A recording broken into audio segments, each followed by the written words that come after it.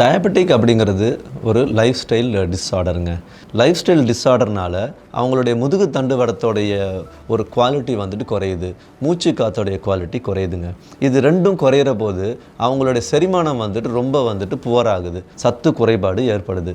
அப்படி சத்து குறைபாடு ஏற்படக்கூடிய நிலையில் தான் வந்துட்டு நம்ம நீரிழிவு நோய் டயபெட்டிக் அப்படிங்கிற ஒரு சிம்டம்ஸை வந்துட்டு ஃபேஸ் பண்ணுறோம். ஸோ இதுக்கு நம்ம பர்மனெண்ட்டாக ஒரு ரிசல்ட் எடுக்கணும். முதல்ல அவங்க பண்ண வேண்டிய ஒரு ஃபஸ்ட் லெவல் ஆஃப் ஒர்க் என்ன அப்படின்னா, அவங்களுடைய முதுகு தண்டுவடத்தோடைய ஆரோக்கியத்தை வந்துட்டு உறுதிப்படுத்தணும். அவங்களுடைய மூச்சு காத்தோடைய ஆரோக்கியத்தை உறுதிப்படுத்தணும்.